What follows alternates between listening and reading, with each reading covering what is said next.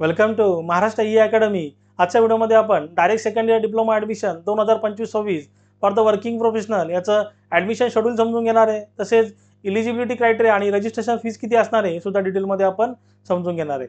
मग असेच तुम्हाला पुढच्या येणाऱ्या व्हिडिओचे अपडेट हवे असतील तर आपला जे टेलिग्राम चॅनल आहे ते टेलिग्राम चॅनल तुम्ही जॉईन करा, त्याची लिंक तिथे डिस्क्रिप्शनमध्ये अवेलेबल आहे।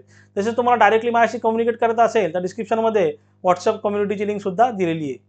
बघा, DT महाराष्ट्र म्हणजे director of technical education Maharashtra यांच्याकडनं आलेलं आहे ऑफिशियल सर्क्युलर आहे। त्या सर्क्युलरनुसार direct second year diploma admission 2025-26 for the working professional. Working professional म्हणजे काय, तर जे विद्यार्थी इथे 12th सायन्स नंतर किंवा ITI नंतर इथे इंडस्ट्रीमध्ये काम करत आहेत किंवा गव्हर्नमेंट किंवा प्रायव्हेट सेक्टरमध्ये काम करत आहेत, अशा विद्यार्थ्यांना इथे संधी देण्यात आलेली आहे का जिथे ते त्यांचं शिक्षण पूर्ण करू शकतात, म्हणजे डायरेक्ट सेकंड इयर डिप्लोमाला ॲडमिशन घेऊ शकतात। त्याचा क्रायटेरिया काय असणार आहे, इलिजिबिलिटी क्रायटेरिया काय असणार आहे, तो विद्यार्थी भारताचा नागरिक असला पाहिजे, त्यानंतर त्याने 10th नंतर 12th सायन्स केलेला असला पाहिजे किंवा त्याने 10th नंतर 2 वर्षाचा ITI केलेला असला पाहिजे।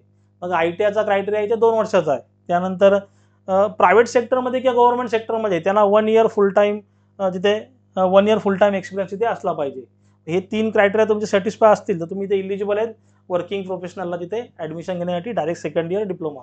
बघा, आता जी लिंक आहे म्हणजे रेग्युलर डिप्लोमाची जी लिंक आहे डायरेक्ट सेकंड ती वेगळी आहे आणि वर्किंग प्रोफेशनलची वेगळी आहे।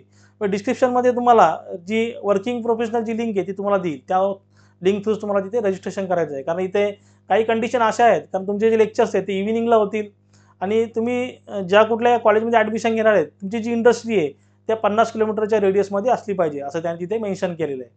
आता आपण याचं शेड्यूल समजून घेऊ। शेड्यूल काय असणार आहे ते बघा, ऑनलाईन रजिस्ट्रेशन व ॲप्लिकेशन तुमचं स्टार्ट होतं आहे 20/7/2025 ते 2/7/2025 पर्यंत। त्यानंतर same document verification and confirmation same date आहे तुमची 2/7/2025 पर्यंत। आता डॉक्युमेंट व्हेरिफिकेशन अँड कन्फर्मेशनसाठी इथे 2 मोड तुम्हाला देण्यात आलेले आहेत, फिजिकल स्क्रुटिनी मोड किंवा ई स्क्रुटिनी मोड। म्हणजे ई स्क्रुटिनी मोडमध्ये ऑनलाईन फॉर्म फिलअप करायचे, फीस पे करायची आणि ऑनलाईनच फॉर्मचा तिथे व्हेरीफाय होईल। आणि फिजिकल स्क्रुटिनी मोडमध्ये तुम्हाला फिजिकली त्या कॉलेज दुसऱ्या ज्या सिलेक्टेड कॉलेजला जाऊन तिथे डॉक्युमेंट शो करून तुमचं डॉक्युमेंट व्हेरिफिकेशन करावं लागेल। मी तुम्हाला ते सजेस्ट करेल का तुम्ही इथे ई स्क्रुटिनी मोड सिलेक्ट करा। त्यानंतर प्रोव्हिजनल मेरिट लिस्ट, तुमच्या पर्सेंटेजनुसार इथे प्रोव्हिजनल मेरिट लिस्ट डिस्प्ले होईल 4/7/2025ला।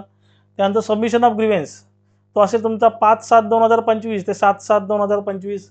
तर सबमिशन ऑफ ग्रीव्हन्स काय आहे, तुमच्या फॉर्ममध्ये काय रॉंग झाला असेल किंवा तुम्ही ओबीसी कॅटेगरीचे स्टुडंट्स आहात आणि तुम्ही ओपनमध्ये फॉर्म भरला असेल तर तुम्ही तिथे तुमचा फॉर्म अपडेट करू शकता। जे काही सर्टिफिकेट आहे ते अपलोड करून तुमचा फॉर्म तिथे अपडेट करू शकता।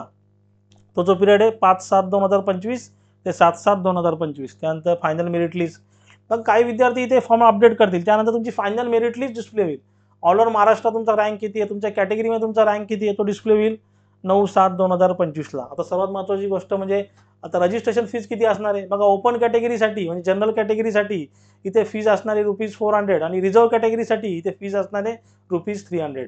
मग याच्यामध्ये अजून काय डाऊट असेल तुम्ही मला कमेंटमध्ये विचारू शकता आणि मी सांगितलेलं समजलं असेल तर चॅनलला लाईक शेअर सबस्क्राईब करा।